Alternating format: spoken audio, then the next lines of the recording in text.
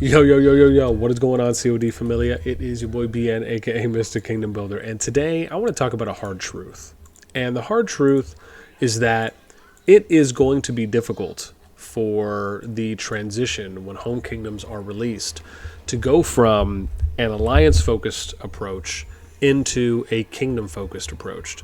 And some of you may be familiar because I imagine some have played games where you still have a home kingdom intact and you have a thriving kingdom, a thriving community. And the way that you build that from the ground up, you sustain it, is very much different than the opportunities that are available at the moment. And that's mainly because in CoD we don't have home kingdoms at the moment. We know home kingdoms are coming and they'll be coming in the next update. And so for me, I just want to talk a little bit about home kingdoms. I want to talk about migration recruitment and how all of this is kind of interconnected into what the kingdom allows and kind of doesn't allow for us to do at the moment. So as always, if you enjoy the content, make sure you, because it helps us out a lot. So let's start with home kingdoms. To me, home kingdoms, and we'll look at a Season 1 home kingdom just so we're all on the same page. Let's just go here as an example. And we have 7 starting Zone 1s, we got 3 Zone 2s, and you have a Zone 3, right? So you got 7 zones on the outside, 3 Zone 2s, 1 here, Hollandale, Lorcan, Agoru, and then Atherin, which is in Zone 3 for your starting Season 1 home kingdom. Now, the challenge is here is that the way, keep in mind, the game does not tell you particularly how to play.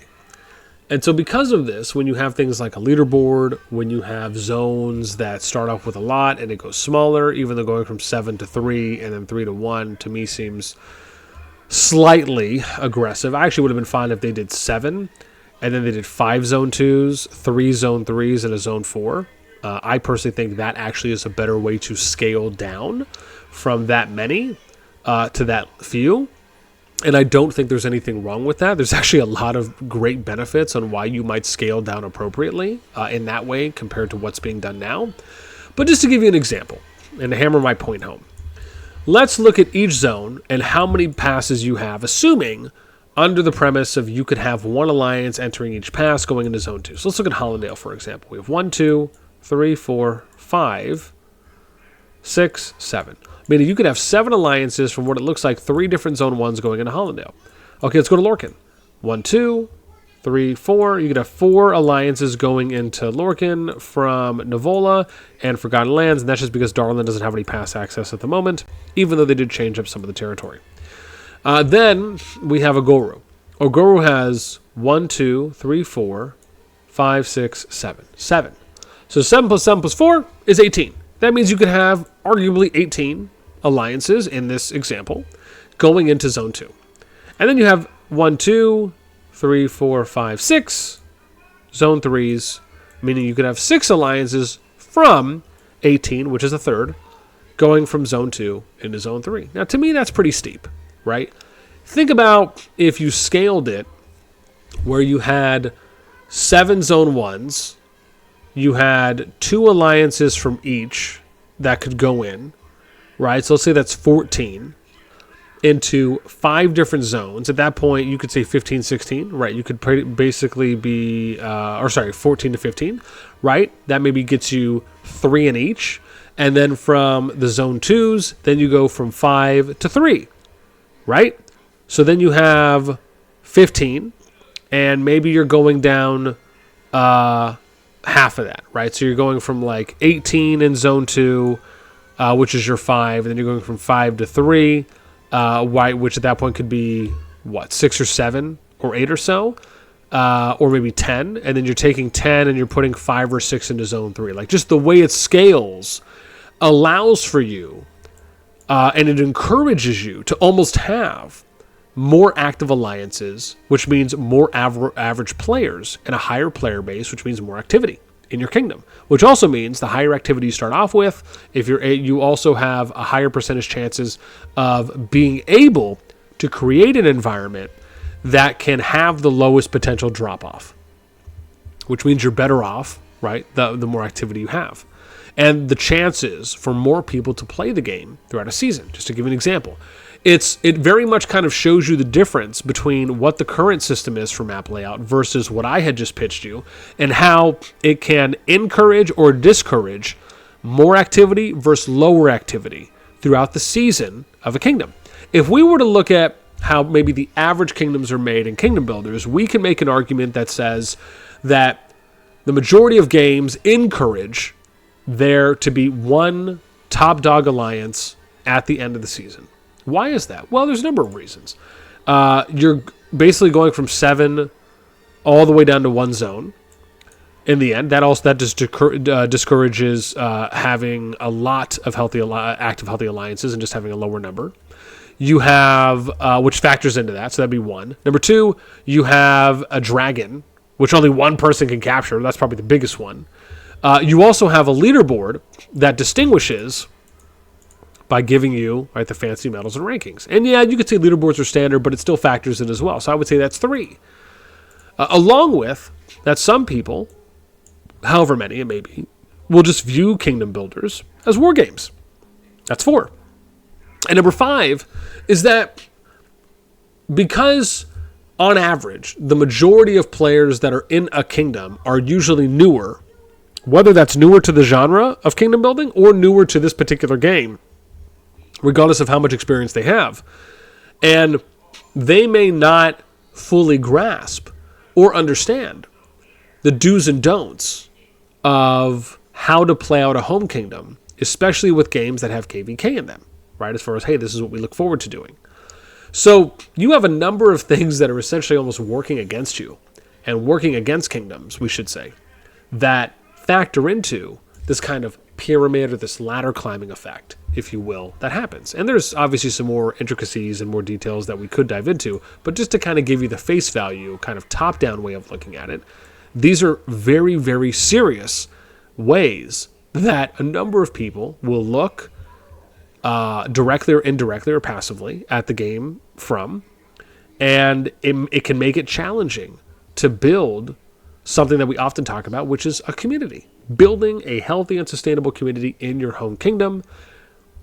And so I think it also is difficult in that respect because we didn't have home kingdoms in the beginning, right? We're just going to be getting them in the next update, right? Which will be next month, right? So we have about a month away, give or take, until we potentially start seeing home kingdoms into the game. And the games at that point will have been out for a year and about 2 months. So there's obviously going to be a learning curve for a number. There's going to be just a different way of approaching the game because at the moment it's really all alliances for themselves. Even, again, though some may work with each other, maybe some, even fewer than that, have a family of alliances, right, that maybe work well with each other in addition to that.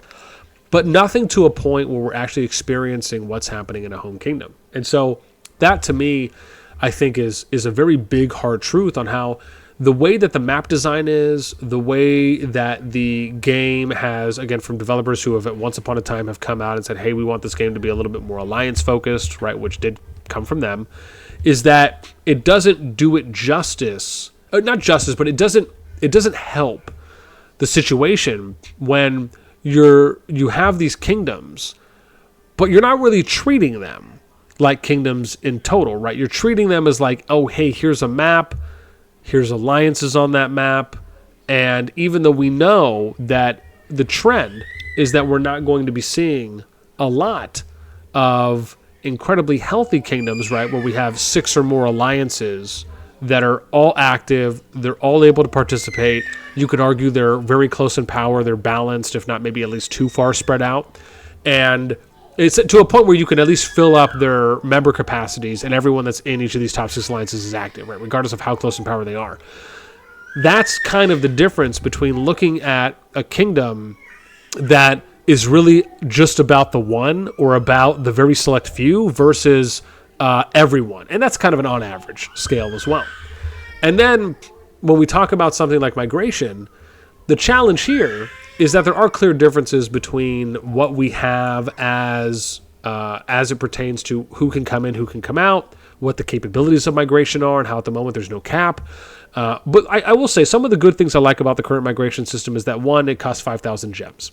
You can't say the same thing about rock, right? If you look at how much does 5,000 gems cost, right? If I want to, let's go back here and just look at how much that is. Oops, hang on, I have to go, I think, here, and then we'll go gem market. So 5,000 gems is $20, which basically means that, and bear in mind, it's, you can have 5,000 gems by the end of the season. But let's say you didn't. You would get 5,000 gems for $20. On average, for those that are active, they're playing a lot. Think about all the people that have, 50 million plus power, etc., 100 mil plus power, right? If they were to play rock, I can only imagine it's going to cost them a lot more than $20 in order to migrate. Now, sure, you can farm passports and things like that, but it typically takes a while. I would argue that CoD is very migration friendly, like player movement friendly in that regard. And then I would say the other thing is that I do like the activity status levels of this. I just like how they categorize them differently, right? It's almost like you could say full is like Imperium, crowded is like, okay, you're getting close to that. Active, you could say maybe could be like a rising example, like a rising kingdom example, right? If you come out with that, or crowded right at the end of season 2. I mean, again, there's other indications, but I'm okay with this because it is something that's different, and it doesn't appear to really have hard flaws at the moment, at least as it pertains to the way that they distinguish different activity kingdoms. Now, if we're talking about the nuances of what goes into each of the activity statuses for how they are designated via the influence power, that is a totally different subject and something that I would just love for us to have more details on. Right, knowing, can we get an example on someone who's 100 million power, acquires 10 million merits in a season, and heals and whatever. Like, you can just give an example of a player and their stats and say this is Exhibit A, Exhibit B, Exhibit C, Exhibit D. Each of these players factored into this much amount of influence towards the total kingdom influence. But we'd have to know, what is the total kingdom influence? Like, what is that? Is that a number? How is that? What's the equation for that? We would need to know that, and we don't. Just like we don't know, for example, if you, before they did this hotfix update, which happened a number of days ago, you knew that green allowed 350 spots into a kingdom. You knew that active allowed 200 spots into a kingdom, and crowded was probably give or take 100, right? Even though they never told us what crowded was. And so the challenge is that we don't know if one spot equals one, one spot or one value point of influence. Like, we don't know what those are in comparison. An example could be, okay, does someone who's 15 or 20 million power count as 1 point towards the migration slot, and which also by definition means that's 1 influence point? Is someone who's 50 million power 2 influence points? Is someone who's 100 million power 5 influence points, or would take up 5 member slots, migration spots? We don't know that. And so, again, there's a lot to be desired because of such an extreme lack of information and lack of clarity and transparency in how these things work. Because I can tell you right now, once Home Kingdoms come out, these are going to start being more important questions and more important topics that players will be bringing up more often. Because you need to know this information if you're going to be able to plan accordingly. And the fact is we just don't have enough. And think about how many alliances have not, over the last few seasons, have not been able to bring all of their players in, or as many players into a kingdom that they would have liked to, but were stopped because they didn't know when the kingdom was going to hit full, if it was normal or if it was active, or depending on where they went. And that has broken up alliances, it's broken up communities, and people have left and stopped playing the game because of that. And so these are all really quality of life things, but these are very much the hard truths, is that there are a number of areas that I believe can really be looked at, some more than others, where we could say, look, are we doing the best job we can? Are there other ways that we can kind of tinker and play with this a little bit more to try and get the best or the most out of it so we can have the best game possible, right, as it pertains to these particular areas that we're looking at? And these are questions that I just think are really important to ask. I think these are important topics and important subjects to bring up. and they factor in so much more to the game and to a player's day-to-day playing experience than one may think. And so I would be curious to hear from you on what do you think about this idea of home kingdoms, the way the map is currently designed.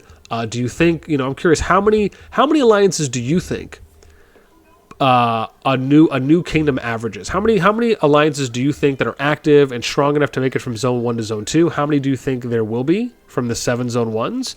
And then how many do you think on average will come out of zone 2 into zone 3, whether it's less or more than 6 or any number there? And then when a kingdom is finally stabilized and settled before season 2, how many alliances on average do you usually see there? And for me, I think those are great questions to ask because, I could tell anyone really kind of what those numbers are as we look through kingdoms on average on, where we're kind of seeing, at least as it pertains to the kingdom settling, and then to another, I guess, a lesser-ish degree on averages that we may see from zone 1 to from a zone 1 to a zone 2. But for me, I always find it curious asking the players because a lot of you have played through season 1s already, and you have your own thoughts and views on what I've shared for mine as well, on how a kingdom can play out. And so, to me, and then again, as it pertains to migration, I think it is such an interesting thing because, and this is the last thing I'll touch on there, is, to me, the biggest thing, and I've mentioned this in another video before, but the fact that migration is just purely unregulated is just such a big turnoff for me. The fact that anyone, any power level, can go into a kingdom right now without an accept-deny system where any form of vetting or background checking or auditing can be done, it's just it's wild to me. It's so baffling that, and bear in mind, I say this, but I also understand that it has been this way in a lot of kingdom builders for a while now, a number of years. What I'm saying is we can do better. We can be better. And this is one of the ways that we can ensure, as it pertains to the big point of the video on the hard truth, is how do we try and get the most activity and the lowest amount of player retention out of a kingdom, to a lesser degree out of alliances, or you could just say nextly, or the next is to alliances, as for the best way that we can. Because that, in the end, is really what's going to allow the game to continue growing, and hopefully to continue sustaining over the number of years. So again, would love to hear your guys' thoughts in the comments down below. That's my hard truth for the day. Would love to know what you think on that. As always, until next time, I'll catch y'all later.